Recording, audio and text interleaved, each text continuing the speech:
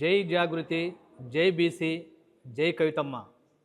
ఈరోజు కేంద్ర ప్రభుత్వము ఒక ఫార్మాట్ని రిలీజ్ చేసింది. జనగణనలో భాగంగా కులగణన కూడా చేపట్టాలనే ఉద్దేశంతో ఒక ఫార్మాట్ రిలీజ్ చేసింది. ఆ ఫార్మాట్ రిలీజ్ చేయడానికి కారణం కూడా తెలంగాణ జాగృతి చేసిన పోరాటాలు, తెలంగాణ జాగృతి చేసిన ఉద్యమాల ఫలితంగానే ఈరోజు కేంద్రము దిగొచ్చి ఈ ఫార్మాట్ రిలీజ్ చేసింది. అయినా అది తప్పుల తడకగా రిలీజ్ చేస్తూ ఎస్సీ ఎస్టీలకు చూపిస్తూ బీసీల కాలం లేకుండా, ఓసీల కాలం లేకుండా, మైనార్టీల కాలం లేకుండా ఓన్లీ అదర్స్ అని ప్రకటించింది. దీనిపై తెలంగాణ జాగృతి ప్రతి పల్లె నుంచి, ప్రతి గడప నుంచి గలం విప్పుతుంది అని, ఈ ఉద్యమాన్ని ఇది సాధించే వరకు కవితమ్మ గారి నాయకత్వంలో నిద్రపోమని, సాధిస్తామని ఈ కేంద్ర ప్రభుత్వం హెచ్చరిస్తున్నాము.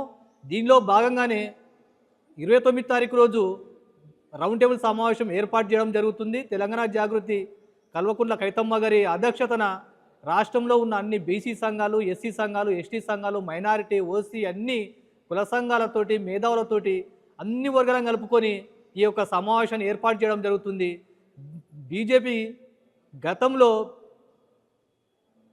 ఎన్నికలు ఉన్నప్పుడు మాత్రమే బీసీని ముఖ్యమంత్రిని చేస్తాము అని చెప్పి మీటింగులు పెడుతున్నారు. కానీ ఎలక్షన్లు అయిపోయిన తర్వాత బీసీలకు ఆ కాలం కూడా చూపించకుండా బీసీ ప్రధానమంత్రి అయి ఉండి బీసీలకు అన్యాయం చేస్తున్నారు.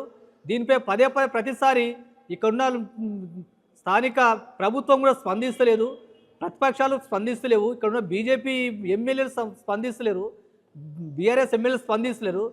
ఇప్పుడు పార్టీ నిర్మాణ దశలో ఉన్న తెలంగాణ జాగృతి మాత్రమే ప్రతి దానికి స్పందిస్తుంది.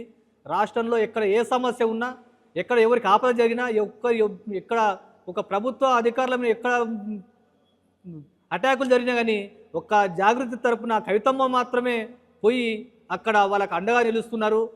ఇంకా హైదరాబాద్లో చూసుకుంటే హైడ్రావి కూలగొట్టడం కానీ, లేకపోతే రాష్ట్రంలో ఇంకేమైనా సమస్యలు కానీ, బీడీ కార్మికుల సమస్యలు కానీ, పేదల కరీంనగర్లో భూములు కానీ, ఈ ఒక్కటేంటి ప్రతిరోజు కవితమ్మ గారు జనం మధ్యలో ఉంటూ జనం కోసం సాగిస్తున్న రథయాత్రలో భాగంగానే ఈరోజు ఎల్లుండి జరిగే ఈ మీటింగ్ని ప్రతి ఒక్క నాయకులు, ప్రతి ఒక్క కుల సంఘాలు, మేధావులు, ప్రొఫెసర్లు అందరూ పెద్ద ఎత్తున పాల్గొని అక్క గారి ఆధ్వర్యంలో సభని విజయవంతం చేయాలని చెప్పి నేను కోరుకుంటున్నాను.